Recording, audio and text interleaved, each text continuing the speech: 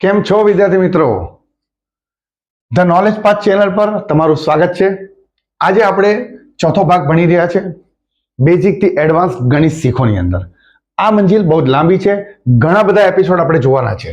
આજે આપણે ભણવાના છે 2 અંક તેમજ 3 અંકની દસકાવાળી બાદબાકી. અહીંયા મેં શબ્દ વાપર્યો છે દસકાવાળી.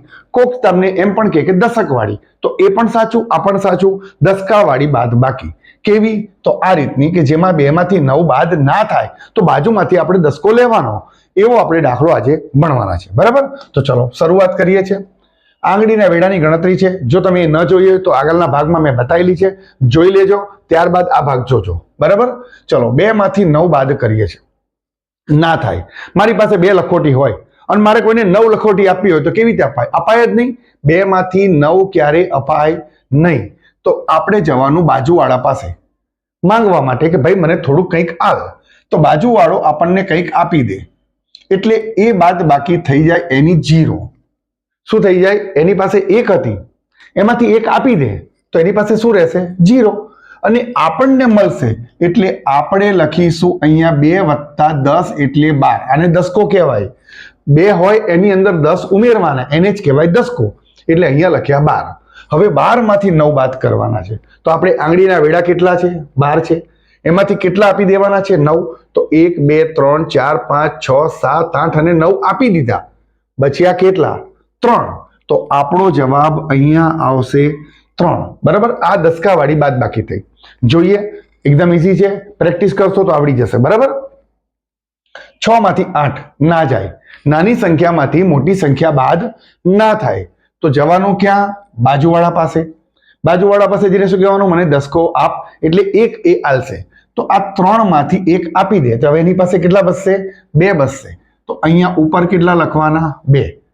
હવે આ 3 નહીં રહે, હવે એ 2 થઈ ગયા.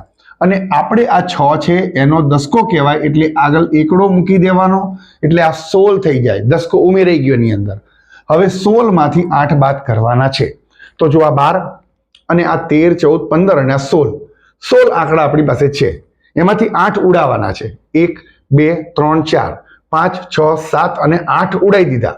તો બચ્યા કેટલા? તો 1 2 3 3 ને 3 6 7 અને 8. 8 બચ્યા એટલે આપણે અહીંયા લખીશું 8. ઉપર 2 છે, કશું નીચે છે નહીં એટલે 2 ના 2 સીધા લખી દેવાના. બરાબર? આ થઈ આપણી દસકાની બાદબાકી. હજી આપણે ઘણા દાખલા જોવાના છે. ચલો અહીંયા જઈએ છે. 4 માંથી 9 બાદ, નાની સંખ્યામાંથી મોટી સંખ્યા બાદ ના થાય. બાજુમાં જઈશું દસકો લેવા. 7 ને માર્યો લીટો. હવે શું લખવાનું? 1 ઓછો કરી દેવાનો એટલે ઉપર લખવાના 6. અહીંયા 7 હોય તો અહીંયા 6 લખવાના, અહીંયા 8 હોય તો અહીંયા 7 લખવાના, 1 ઓછો લખવાનો. બરાબર? અને આ 4 ને છેકડો મારીને ઉપર શું લખવાનું? 14. દસકો ઉમેરી દીધો. 14 માંથી 9 કાઢવાના છે. ફરીવાર 12 થી 13 અને 14 એટલે સુધી આવે છે. એમાંથી 9 કાઢવાના. 1 2 3 4 5 6 7 8 અને 9. 9 ઉડાયા તો બચ્યા કેટલા? 1 2 3 4 અને 5 બચ્યા. તો અહીંયા લખીશું આપણે 5. 6 માંથી 3 ઉડાવવાના છે તો 6 આ રહ્યા. એમાંથી 1 2 ને 3 ઉડાઈ દીધા. બચ્યા કેટલા? 3. તો અહીંયા લખાશે 3. એટલે કે જવાબ આવ્યો આપણો 35. બરાબર? ચલો અહીંયા જઈએ છે. 3 માંથી 8 ના જાય તો આપણે બાજુમાં દસકો લેવા જવું પડશે. દસકો લઈશું એટલે અહીંયા મારવાનો લીટો અને 6 ના બદલીમાં કેટલા લખશો? 5. મારી જોડે જોડે વિચારતા રહેજો. બરાબર? અહીંયા કેટલા આવશે? 5. અને અહીંયા તરત ને તરત લીટો મારીને શું લખી દેવાના? 13. તગડો હોય એની આગળ એકડો મૂકી દેવાનો, દસકો ચડી ગયો કહેવાય. બરાબર? ચલો 13 માંથી 8 ઉડાવવાના છે. 12 આ, 13મો આ. એમાંથી 8 ઉડાવવાના છે. 1 2 3 4 5 6 7 અને 8. 8 ઉડાઈ દીધા. બચ્યા કેટલા? 1 2 3 4 અને 5. તો અહીંયા લખીશું 5. 5 માંથી 5 લખોટી છે, 5 કોકને આપી દીધી. રે કેટલી? 0. તો અહીંયા 5 માંથી 5 જાય તો શું લખવાનું? 0. એટલે આપણો જવાબ આવ્યો 5. બરાબર? ડન. હવે થોડાક અગત્યના છે અને ધ્યાન આપજો. પરીક્ષાની અંદર વિદ્યાર્થીઓ અહીંયા ભૂલ કરતા હોય છે એટલે સ્પેસિફિકલી મેં આ જ દાખલા લેવામાં આવેલા છે. 4 માંથી 9, નાની સંખ્યામાંથી મોટી સંખ્યા બાદ ના થાય તો બાજુમાં જઈશું આપણે કે ભાઈ મને દસકો આલ, પરંતુ બાજુવાળા પાસે કશું છે નહીં, એ તો પોતે 0 છે તો કંઈ થાય નહીં. તો હવે આપણે એના બાજુવાળા પાસે જવાનું, દસકો લેવાનો. તો 7ના કેટલા મૂકવાના? 6. હવે આપણે પાછા આવીએ ને ત્યારે આ 0 ને ચેકીને ઉપર કેટલા લખી દેવાના? 9. પાછા આવીએ ત્યારે 9 લખી જ દેવાના અને છેલ્લે આ 4 છે તેને શું કરી દેવાના? 14. બરાબર. હવે 14 માંથી 9 કાઢવાના છે. 12 આ 13 અને 14. 14 માંથી 9 ઉડાઈએ 1 2 3 4 5 6 7 8 અને 9 ઉડાયા. બચ્યા કેટલા? 5. તો અહીંયા લખીશું 5. 9 માંથી નીચે કશું જ નથી એટલે જવાબ આવશે અહીંયા 9. અહીંયા 6 ની નીચે કશું નથી એટલે જવાબ આવશે 6. તો ટોટલ આપણો જવાબ આવ્યો 695. હવે જુઓ અહીંયા શું થાય છે? 0 માંથી 5 બાદ ના થાય તો બાજુમાં દસકો લેવા ગયા, બાજુવાળા પાસે કશું છે નહીં તો એની બાજુમાં દસકો લેવા જવાનું. 5 કાપીને શું મૂકવાના? 4 મૂકવાના. હવે આપણે પાછા જઈએ છીએ. પાછા જઈએ એટલે અહીંયા શું કરવાનું? 9 મૂકી દેવાના. આને પણ ચેકવાનું ને અહીંયા કેટલા લખી દેવાના? 10. અહીંયા 9 નહીં મૂકવાના, અહીંયા 10 મૂકવાના. બરાબર. છેલ્લો આંકડો આવે ત્યાં 10 મૂકવાના. બાકી બધી જગ્યા પર નવડા નવડા ચડાવતા આવવાનું જો 0 હોય તો. ચલો 10 માંથી શું થયું? 5 ગયા. બચ્યા કેટલા? 5. બરાબર. જોઈ લો 3 3 6 અને 9 અને 10. 3 3 6 3 9 ને 1 10. બરાબર. તો ચલો 10 માંથી કેટલા ઉડાવવાના? 5. 1 2 3 4 અને 5 ઉડાયા. બચ્યા કેટલા? 5. 9 માંથી 0 કશું બાદ થતું નથી એટલે 9 ના 9 અને 4 ના 4. તો આનો બી જવાબ આવ્યો છે 495. ચલો આગળ હજી આપણે એક સ્લાઇડ જોઈ લઈએ છીએ. 2 માંથી 8 ના જાય. બાજુમાં જઈશું આપણે દસકો લેવા. બાજુવાળા પાસે કશું છે નહીં તો દસકો ક્યાંથી લઈશું? 5 થી. અને 5 ઉપર કેટલા લખી દેવાના? 4 લખી દેવાના. પાછા આવીએ છીએ એટલે 0 ચેકવાનો, 9 લખવાના.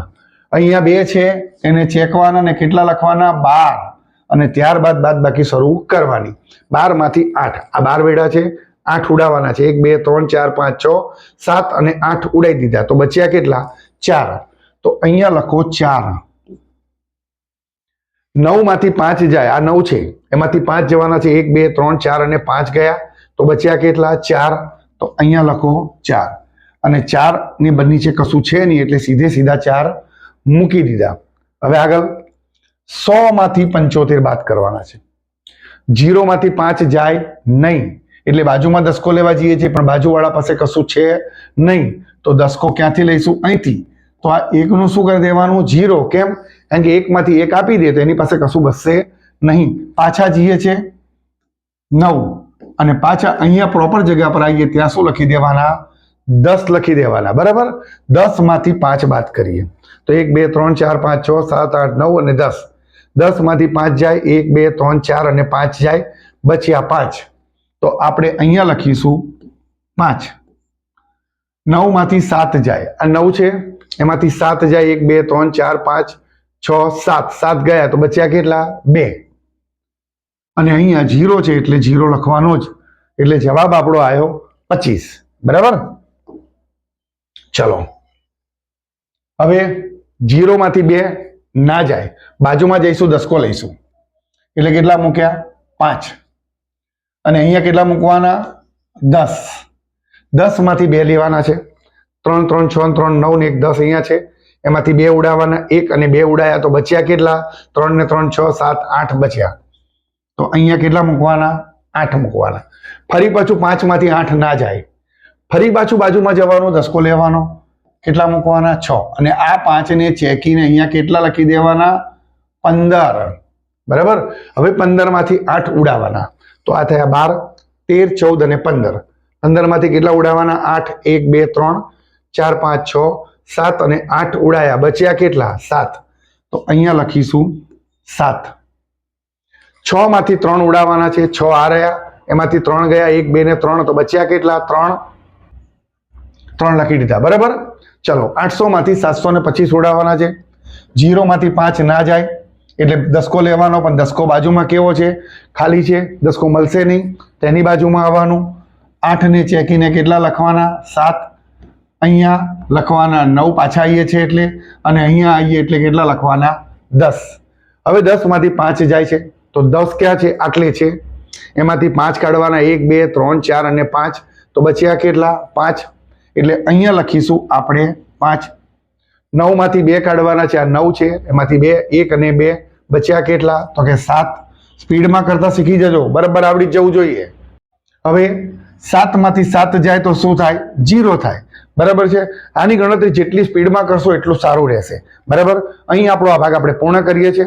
મને આશા છે કે તમને આ દસકાવાળી બાદબાકી બરાબર ખ્યાલ આવી ગઈ હશે. જો આ ચેનલ પર તમે નવા છો તો સબસ્ક્રાઇબ કરવાનું ભૂલશો નહીં. Thank you so much.